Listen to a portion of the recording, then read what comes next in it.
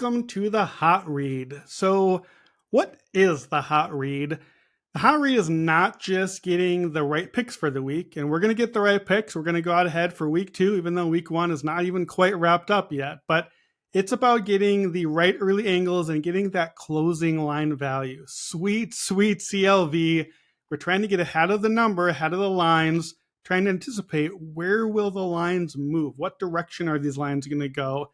If we can get that CLV and be ahead of the market and be moving the right direction the market is, over time, that is a good way to win as a bettor. So what lines will be moving and why? Why are the lines where they're at Sunday night as they reopen and where are they headed? So for my first pick for week 2, we're going to go with a classic example of a hot read here. I'm going to take the Seattle Seahawks plus 5.5 on the road at the Detroit Lions. So first of all, first thing I notice here, 5.5, as we know, no man's land. That number is not going to stay at 5.5. We know this. Numbers don't sit there. They sit there for a while. This is the book saying, you know what? Why don't you decide? Why don't you guys decide where is this number going to go? Is it going to go up? Is it going to go down? And we already have a good hint where it's going to go because Sunday morning, before Seattle went out and laid an egg, this line was -3 for Detroit, maybe 3.5 at some books. And before Thursday, when Detroit went out and beat the defending champion Chiefs, this line was 2.5 for Detroit. So what's happened? Well, the Lions played Thursday night. We all watched that game. It's the opener. The Lions won, so we nudged the line up a little bit. Then the Seahawks were terrible, absolutely terrible against the Rams at home, so the line moved again. But dig a little deeper there. Look, the Seahawks game, I don't have a lot of positive takeaways from that one. They were pretty bad. They're awful on both sides. The Rams really got them. The Lions, credit for the win against the Chiefs, but they needed a Brian Branch pick 6 off of a deflection. They needed a terrible game from Kadarius Toney. Really, the Chiefs were the better team. They still get the win, but it's not necessarily a win that moves the needle on how do I think about the Lions as a team. So overall, I think these teams are still pretty similar. I think this is a pretty even matchup.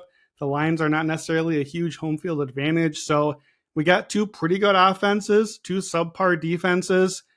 Overall, my anticipation coming into the season is that Seattle is probably slightly better on defense, even though they weren't in week 1, and definitely better on special teams. I think these are pretty even teams. Maybe Seattle's even slightly better. They certainly weren't in week 1, but a couple trends to keep an eye on here. Here's a big one that you need to know for week 2. This is an obvious one, but it's hard. We always know that we want to overrate the teams coming off the week 1 performance. We know this. We only have one game, and we know not to overreact, but we do anyway. So here's the trend. In week 2, teams like the Seahawks that lost by double digits or more, when they're playing a team that's not that, so someone that didn't lose by double digits, any other result, like the Lions here, since 2012, those teams are 36, 18, and 3 against the spread in week 2.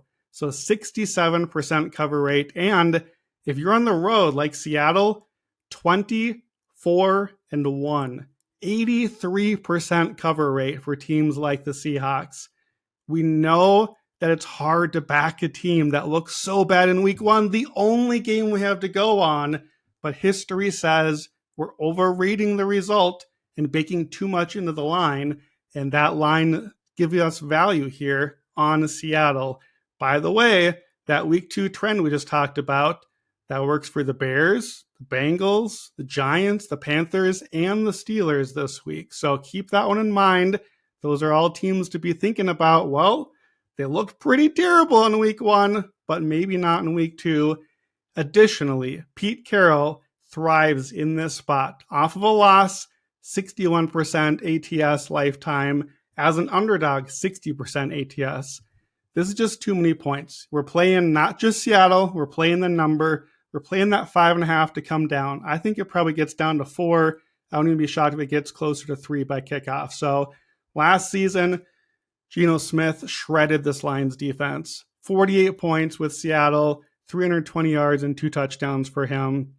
Detroit scored 2. We might get a shootout, but I think Seattle keeps it close, and I'll take the Seahawks plus 5.5. And for my second pick for the week 2 hot read, I'm going to stay in that opening game. We saw the Lions get the win. Who lost? Give me the Chiefs, -2.5 at Jacksonville.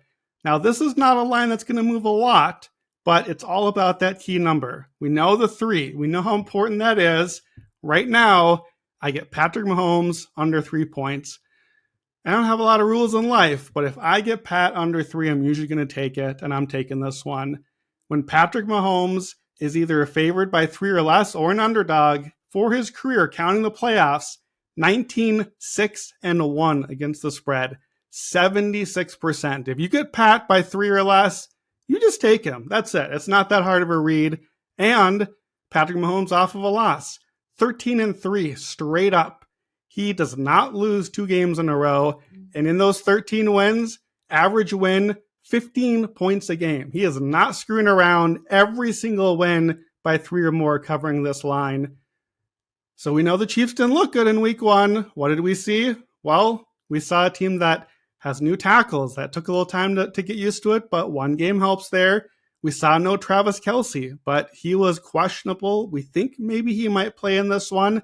If he does, that's going to move the line again toward Kansas City. We saw these teams play last year, twice, in fact. In the regular season, the Chiefs went up 20-0.